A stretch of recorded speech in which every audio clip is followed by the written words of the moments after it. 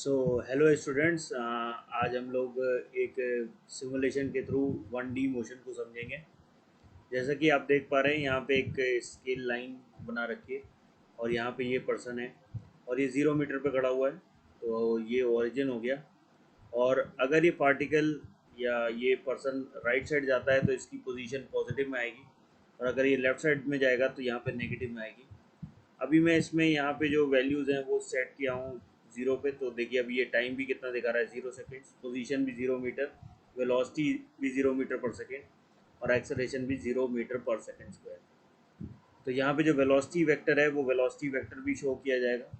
जैसे जैसे ये पार्टिकल ये मैन राइट साइड जाएगा तो ये इसकी वेलोसिटी आपको दिखाई देगी, वेलोसिटी वेक्टर दिखाई देगा।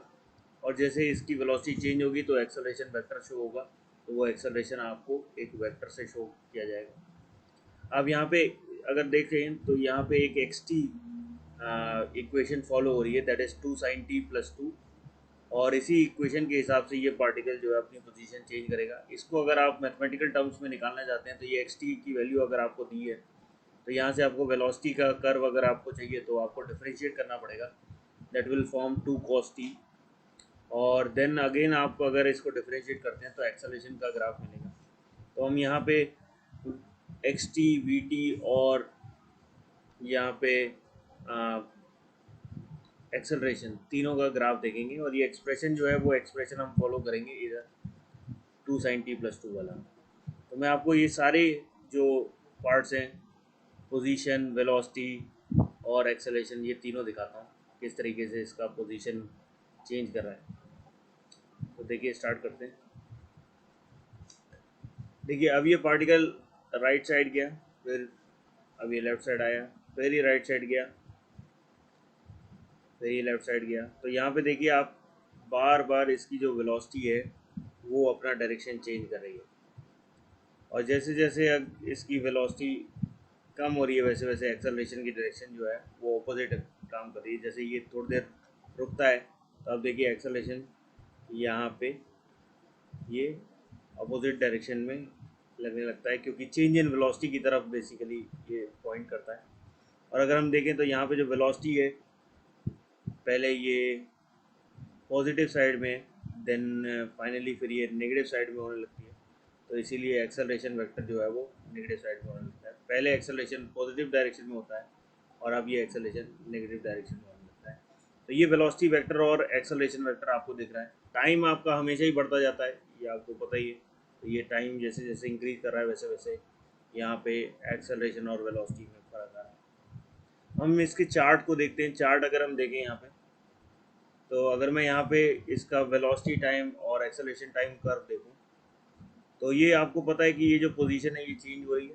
तो आप देखिए यहाँ पे ये इसका लेफ़्ट एक्सट्रीम जो है वो 0 मीटर है, देन राइट एक्सट्रीम जो है लगभग 4 मीटर के करीब है। तो ये इस तरीके से इसका कर्व ड्रॉ होगा। इसका इनिशियल जो है, इनिशियल पॉइंट लगभग 0 मीटर से थोड़ा सा ऊपर से स्टार्ट कर रहा है, देन ये 4 मीटर तक जा रहा है, देन फिर ये अगेन 0 हो रहा है, देन फिर ये 4 मीटर तक जा रहा है, फिर अगेन ये 0 मीटर पे जा रहा है। इस तरीके से ये इसका पोजीशन वर्सेस टाइम कर्व देखने को मिल रहा है।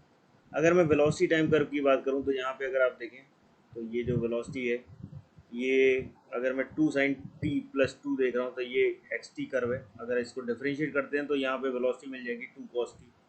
तो यहाँ पे देखिए जब यहाँ पे पोजीशन मैक्सिमम है तो यहाँ पे वेलोसिटी जो है वो मिनिमम आ रही है। इस तरीके से ये कोसाइन कर्व को फॉलो कर रहा है। सिमिलरली अगर मैं इसको फर्दर डिफरेंशिएट करता 2 cos t को फर्दर फर्दर डिफरेंशिएट करता तो that will become this would become 2 -2 sin t। So that would become -2 sin t। तो इस तरीके से आप देखें तो ये अपोजिट डायरेक्शन में ये ऑसिलेट कर रहा है, जैसे कि पोजीशन ऑसिलेट कर रही है, लेकिन यहाँ पे जो एम्पलीट्यूड है इसका काफ़ी कम हो गया है।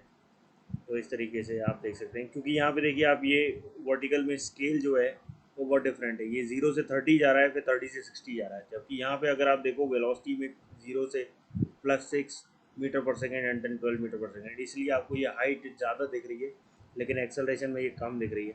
आप वेक्टर भी देख सकते हैं, वेक्टर भी देख सकते हैं यहाँ पे।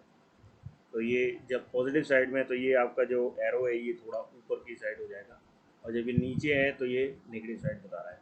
इसी तरीके से इसका जो वेलोसिटी है पॉजिटिव है तो वो ऊपर की साइड जा रहा है, और जब अपोजिट डायरेक्शन में है तो ये नेगेटिव साइड मतलब अपोजिट डायरेक्शन में है। इसी तरीके से पोजीशन अगर आप देखें तो पोजीशन अगर बढ़ रही है पॉजिटिव साइड में फिर ये जीरो पे आ रही है, तो ये इस तरीके से पोजीशन चेंज हो रही है। होप ये आपको 1D motion for a moving man आपको समझ में आया होगा। अगर आपको ये वीडियो पसंद आया हो तो please like my channel and subscribe my channel, और इस तरीके की वीडियोस मैं और भी डेवलप करता रहूँगा। कोई इम्प्रूवमेंट या कोई सजेशन अगर आपको देना हो तो वो भी आप इसमें कमेंट बॉक्स में बता सकते हैं। होप ये वीडियो आपको काफ़ी हेल्पफुल लग रहा होगा और अब आप 1D मोशन को बहुत अच्छे से समझ पाएंगे। Thank you.